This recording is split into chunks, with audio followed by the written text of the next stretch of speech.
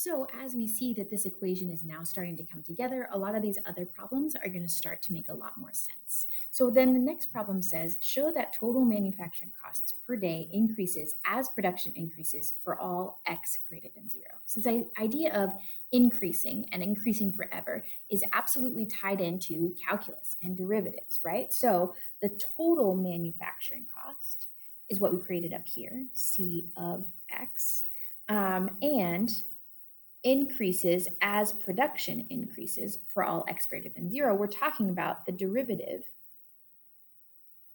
which must be positive. So that's what we're looking at, is we're going to look at the derivative and we're going to say, like, okay, we have to prove that this derivative must be always positive. And so first things first, let's go ahead and find that derivative. I think you can go ahead and do that on your own. Multiplying 2 to 0.11, we get 0.22x plus 120. So the fact that this derivative coming from a quadratic, our derivative is a linear function. And so we know that linear functions must always be increasing or always be decreasing. That's the beauty about a line, is that the rate of change is constant. So we can think about what is the behavior of this line specifically. We have a very big 120, a very big y-intercept. And then our slope here is positive, which means that we start out with a positive y-intercept and we're only getting positive from there, which means that this guy, as long as we're talking about when x is positive, this guy will also always be positive, which shows that the original function will always be increasing on the positive x values. So we just have to describe something like that when we're writing it out. That since this is a line with a positive y-intercept and a positive slope, this equation will always be positive when x is greater than 0, which means c of x, our original function, will always be increasing. Okay. The average cost per game console is given by the function c hat x, or c bar x. Find an expression for c bar x. So it says, okay, we're talking about the average cost. Find an equation that represents the average cost. Well, an average cost, or an average anything, is just the total of that thing. So we'll say the total cost divided by the number of things that you put together. Well, if you're taking the total cost, if you want to find the average of that, you take the total cost and divide it by how many consoles you were creating. Well, we know that the total number of consoles will be x, and the total cost we have an equation for. It's our original equation that we got up here in part B.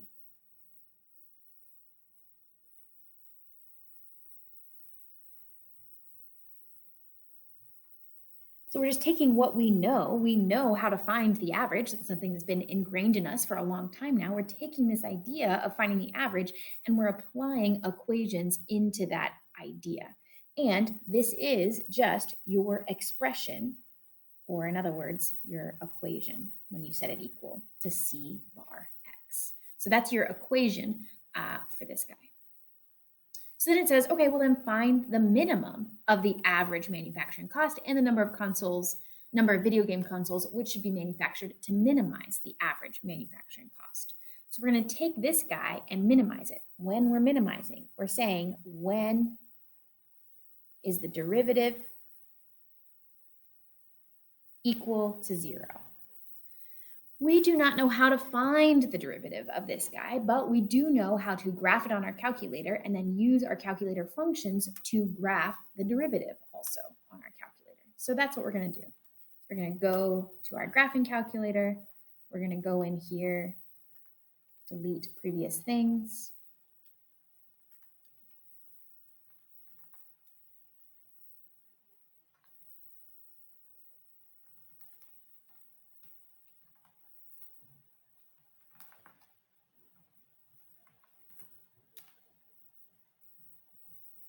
If we don't see it at first, we zoom out. Let me see, we've got a beautiful rational graph right there. I'm going to continue to zoom out because I know that rationals have this like boomerang effect. Like they always kind of look something like that. So I'm thinking maybe I just saw the bottom here and I'm seeing, oh, there's more up here.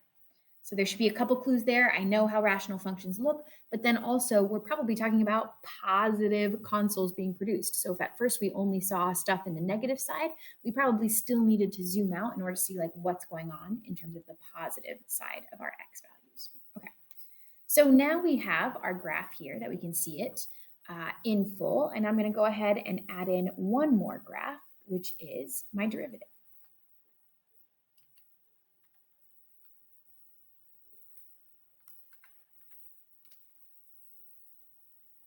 So we can see our derivative here. If we were to zoom in, kind of, maybe if I were to give you an example or show you kind of what that looks like in red, you can see that it's kind of, if you zoom in at all, above the x-axis here, because you can see that it's kind of like increasing along here. So we know that it should be above the x-axis.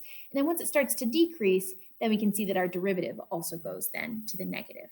And then we can see that we're decreasing here, and then we start to slowly increase. So we've got the same idea of, okay, we're negative here, and then as soon as we start changing to an increase, then our derivative goes above. Now we also know that we don't really care about the negative side of our x-axis. We only really care about the positive side. So then we circle back to the question at hand, which is, when is the derivative equal to 0? And we can see like, okay, the minimum of our original guy is going to be somewhere around here. And that's going to be when the derivative is equal to 0. So this is what we want to find. So that's what we're going to use our calculator to do. I might zoom in to kind of give myself a better perspective on that part of the graph.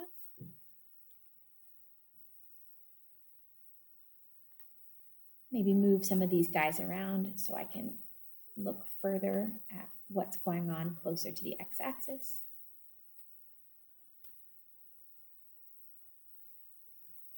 Okay, so then I'm going to go ahead and find that 0 for the red graph.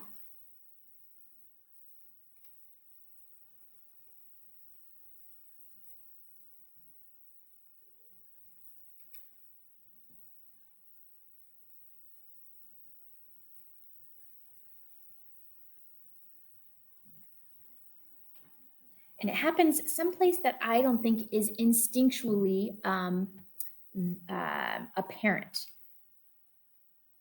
That the 0 happens to be kind of way over here when I would have expected the 0 to be like closer to over here. But it ends up that kind of slows down on its decrease, and the minimum ends up being somewhere around here, which is not instinctually where we think it would be, but it is where it ends up being. So there we go. We have an x value that gives us the minimum. Our x value is 120. So the question asks, find the minimum average manufacturing cost and the number of video game consoles. So we know that 120 video game consoles minimizes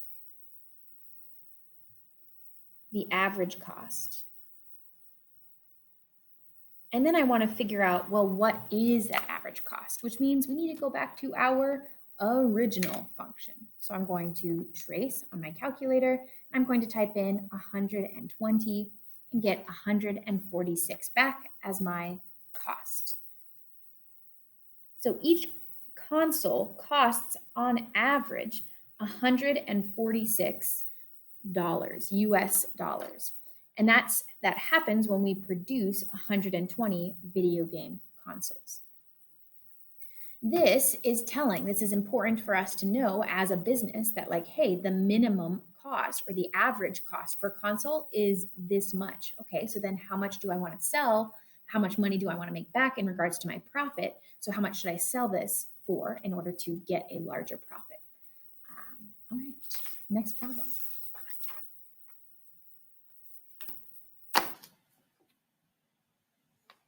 When a lifeguard on a beach sees a swimmer in distress, she must make a decision about the fastest way to get to the swimmer. So should she run along the beach until she's as close to the swimmer as possible, then swim, or jump right into the water and swim?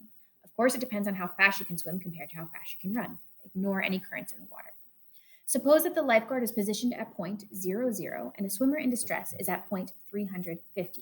These are distances in meters. That's really important to know. I would recommend writing that on your axes because it'll be important later. The edge of the water is along the x-axis, and the lifeguard will leave at point L, run along the water's edge along the x-axis, and at point C, start to swim out to the swimmer at point S, as shown in the diagram.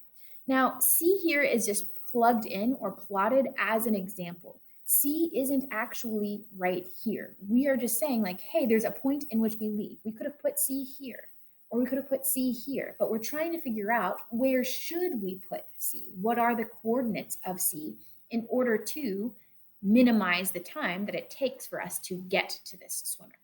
So just keep that in mind that this C point here is not actually where the point is necessarily.